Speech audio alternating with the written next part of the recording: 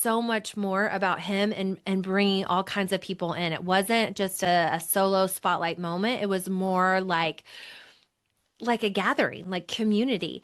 And so I thought, okay, this is textbook navigating instinctual bias energy here. So what I want to do is just quickly review the instinctual bias for those of you who this concept might be new, and or remind people if you've heard me talk about this before.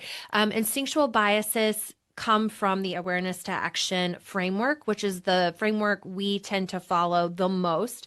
Not all the time, 100%, but most of the time that's kind of our default model that we use here. And there's a preserving instinct, a navigating instinct, and a transmitting instinct. And we're going to talk a little bit about the transmitting at the end.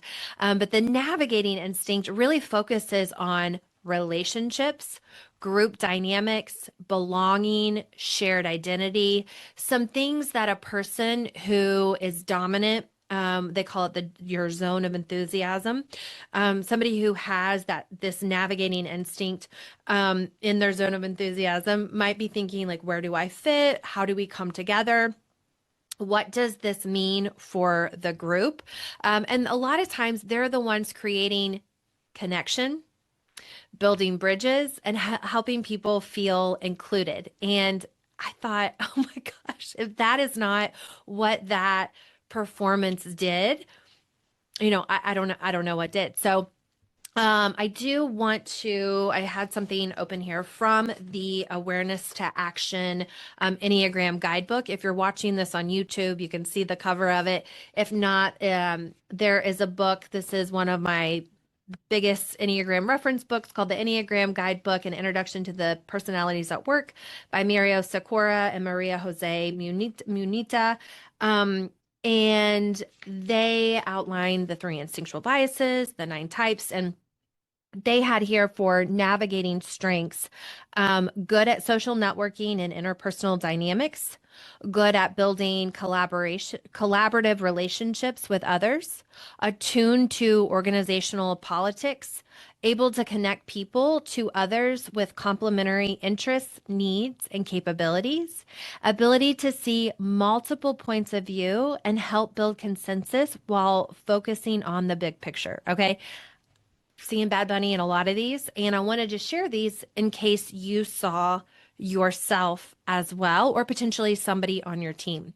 So knowing what we know about the instinctual bias, our little crash course on the navigating energy, there were so many moments that I thought represented this, such as he centered the Puerto Rican culture instead of just himself, which again, that is not just a halftime Super Bowl show thing that he does. I think that in general, this is something that is a staple of his shows and the way, and even his music, his albums, bringing different people. It's not just him.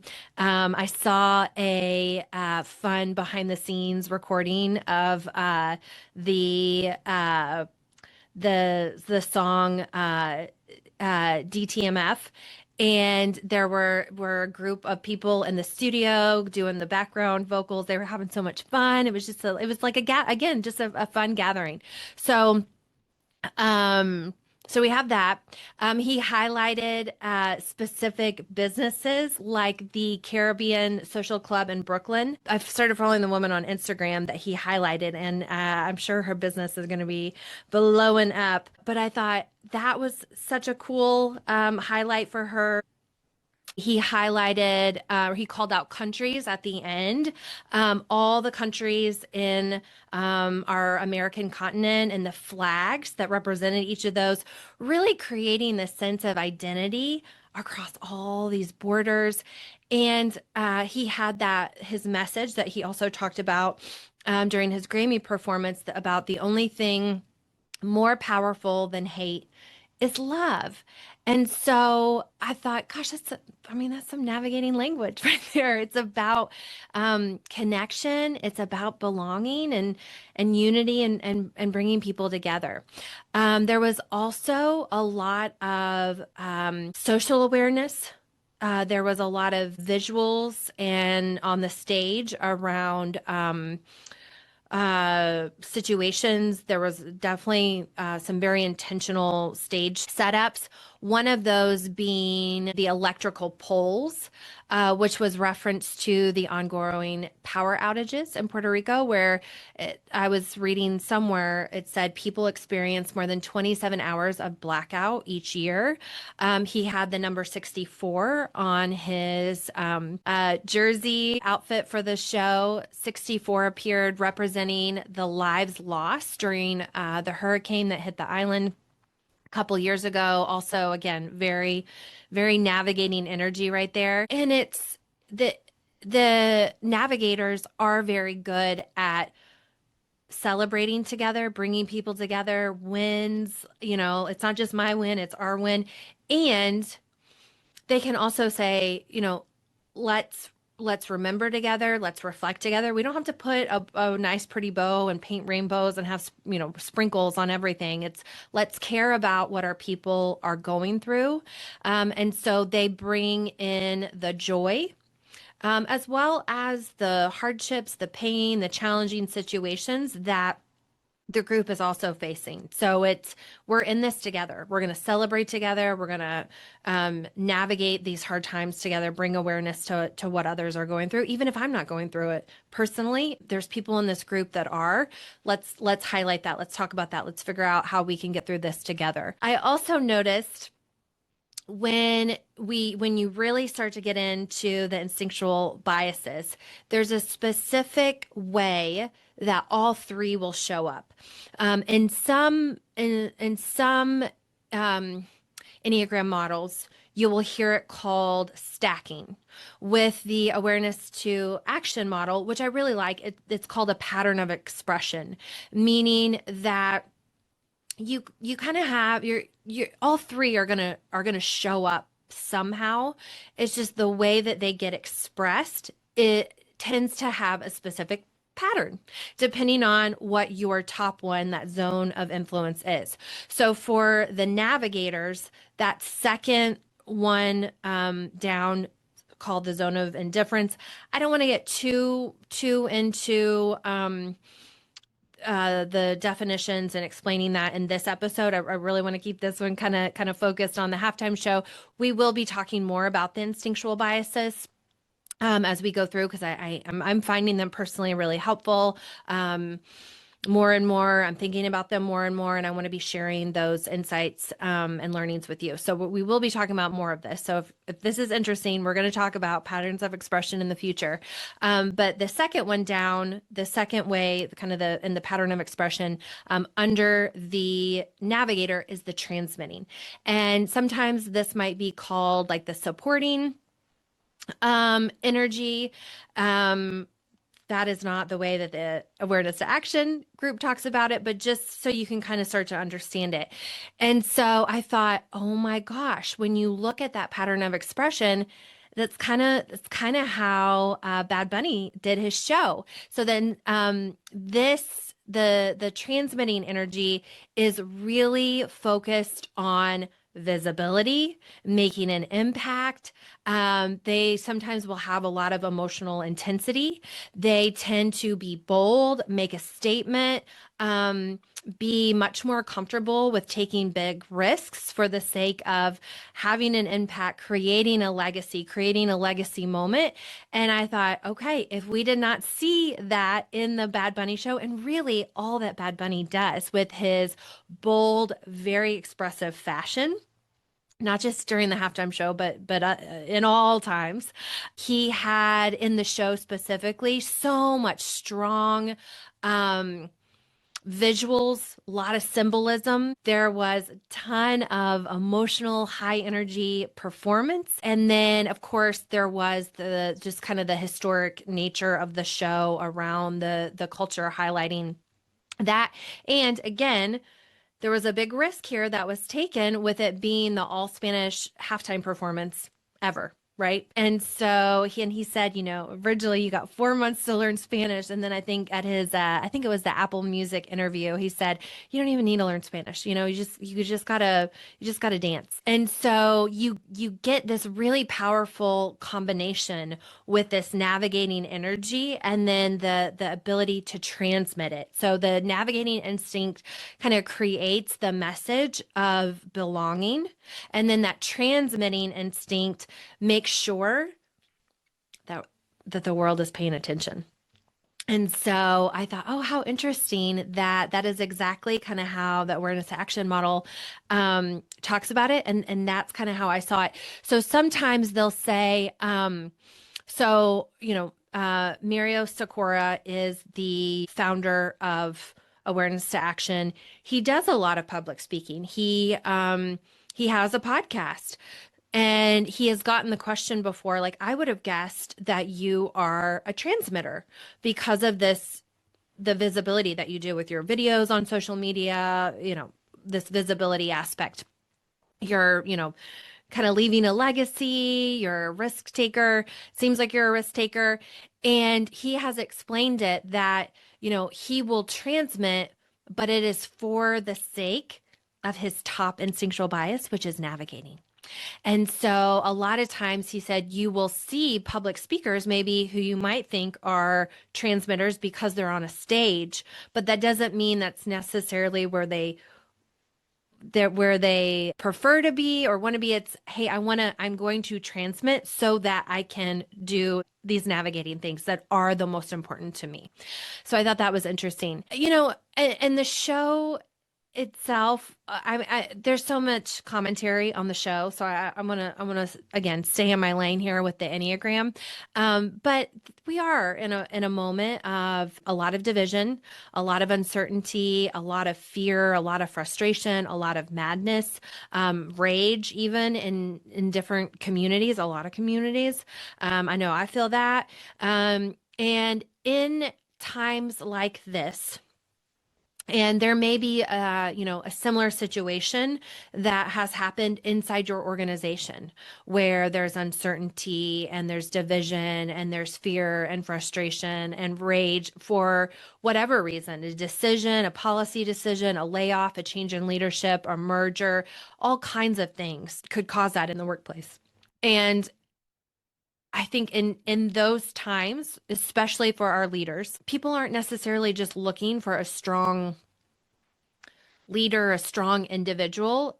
They're looking towards somebody who can lead with connection, belonging, meaning. How can we make meaning of all of this chaos that's going on, all of this uncertainty? And then somebody who can provide hope, which again, I think is such a gift that tends to come. Anybody, any human can do this, right? With the training, with intention.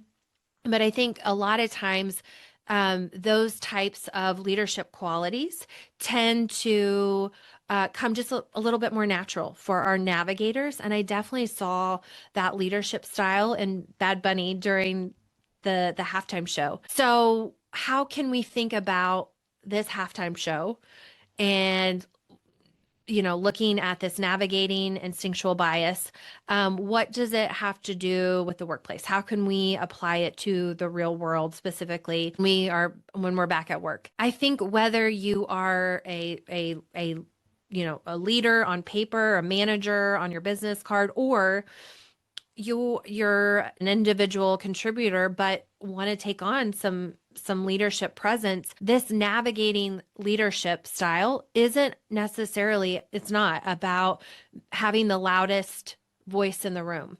It's not about always, being the boldest, not even being the most confident. It's really about creating a sense of we're in this together, kind of a we versus me type of energy. And that might look like things like spotlighting your team instead of just your own wins, creating rituals or moments that build connection, bringing different departments or personalities together, celebrating shared identity and purpose. So thinking about how could we do this? Even if I have no idea what am I a navigator or not? That's kind of beside the point here. It's okay, people are looking for this, especially I think in this moment in general, and especially, at work. And so thinking about, okay, what are some ways that I might be able to do this in my four walls or in, even through the computer if you're a remote team.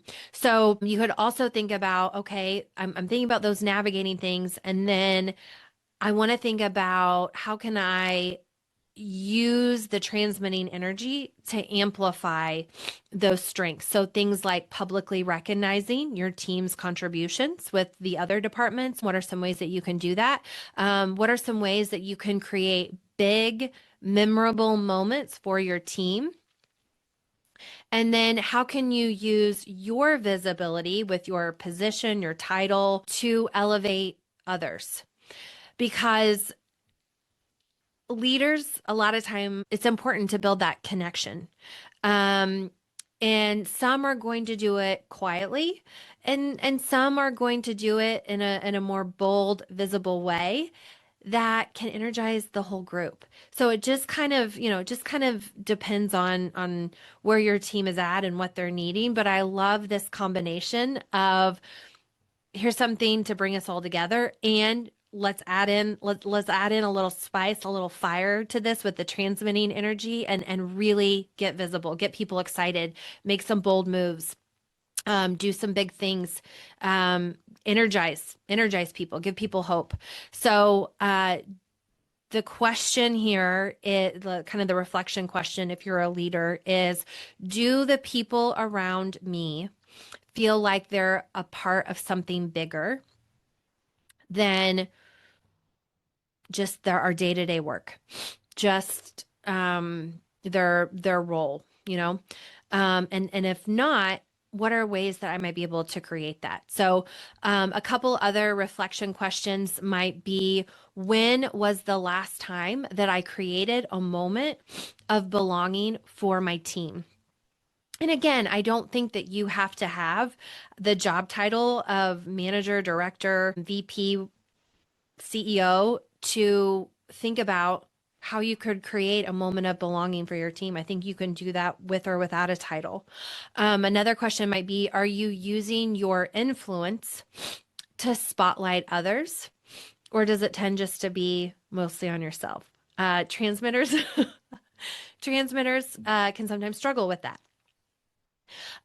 What is one small navigator move, whether you resonate with the navigating instinctual bias or not, but what is one navigating move that you can do this week with the way that you lead or the way that you are working with your team? So some things to think about. And then I had just kind of as we close out, just kind of a fun food for thought, just kind of just a fun little topic here, micro topic. If each type were to design a halftime show, if each instinctual bias rather were to design a halftime show, what might it look like? And this idea came from an activity that we'll do when we are talking about the instinctual biases in our workshops, where after we introduce them, we go through some different things, we have some different discussions, but we get to this really fun activity where we are planning the end of year meeting or the Christmas party, and depending on what instinctual bias you resonate the most with, we divide off into 3 groups, and then each group plans their end of year party or Christmas party. And it's really interesting how similar, even from, organization to organization, but just how similar when you have preservers come up, the things that they focus on tend to be a lot of the same. A lot of navigating considerations tend to be the same across organizations, same with transmitting. So I kind of took that same concept and thought, okay, if somebody was planning the Super Bowl, how might they think about it? Again, just to give us some more context and some fun examples of how these types might be expressed. So our preserving instinct might be focused on a flawless execution of the show, which, and all of these are important. As I go through these, you'll be like, yep, all these are, we kind of need all of them. That technical precision, thoughtful around the budget, staying grounded in reality. It's like you could have some wild ideas for some of these shows, but it's like, okay, how can we pull this off? And one example that I thought of was the trees from the set from the halftime show. They were talking about how they had to come up with something creative because they were only allowed so many carts on the field due to not tearing it up, and they only had a limited amount of time. And so to stage all of, I think it was 300 trees, was just not possible. So they had to, they ended up making them kind of like costumes, and people wore the trees and stood on the field so they could easily get on and off without tearing up the field. So those sort of things like, okay, 300 trees, like we want to create this field. Okay. Now with my preserving hat on, like how are we actually going to execute on that in a way that follows the rules, that meets the standards? Um, they're probably going to be focused on safety and security. Do we have the safety belts? Are we the security around us that we need? Everything running, is that exactly as planned? The timing. The preserving instinct is also, there's a lot of thought and attention to tradition, which in this particular halftime show, I also thought that some of that absolutely showed up as well in the show. All right. So if navigators were planning the halftime show, which I think is what happened with Bad Bunny specifically, it's going to be a very community centered show. There's going to be a lot of inclusiveness. It's going to be very relational, a celebration of shared identities, and lots of different people on stage, lots of connection, people being able to relate to the show, see themselves, feel seen, feel like they're a part of it almost, which I think is very much the vibe of the show last night. And then I think any show most likely will have some, it's going to have some transmitting energy. When we talk about different industries, I always use the NFL as an industry or a professional sports league, typically as a transmitting type of energy with, well, and I'll just go through the list. It's with high energy, bold visuals, which also I think happened last night, dramatic moments, big risks, creating emotional intensity, getting people to feel something, designed to be unforgettable. And I think again, this was definitely this. There was some energy in there from the other from last night as well. So when you combine them, like the navigating and the transmitting energy, you get a performance that both brings people together in a way that is bold, visible, and leaves a lasting impact. So whether you're leading a halftime show, planning, creating a halftime show, or a department, an agency, a small team at work, the question isn't just about how do I perform well? I think the takeaway question here isn't how do I perform well? It's how do I create connection, belonging, and meaning for the people around me. And in the end, those moments are what people are going to remember the most anyway. It's probably not the most technically perfect show, the most perfectly executed process, right? It is that feeling. And this reminds me of the quote, and you probably know who said it, and I should know who said it, but it's people don't remember always what you said.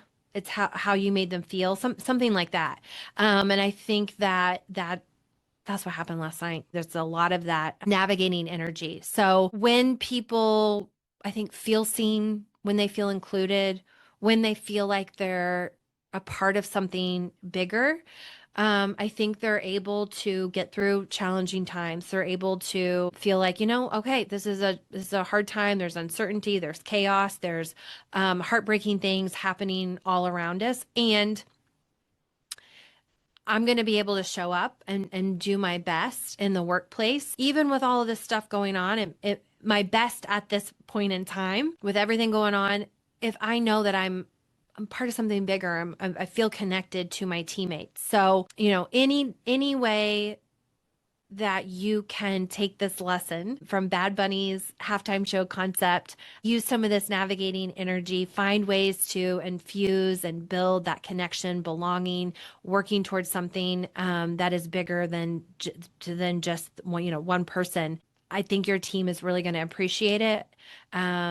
And show up that much, show up that much more. Work could be that much less stressful with all the other stresses going on in the world. So, if you have anything to add, any Enneagram, because I know we have a ton of Enneagram enthusiasts who listen to this show. So if you have gosh, this is a tongue twister, any Enneagram insight, of your own from the Bad Bunny Super Bowl halftime show, I would love to hear about them. And if you're okay with it, I'll pass them along to listeners in a future episode.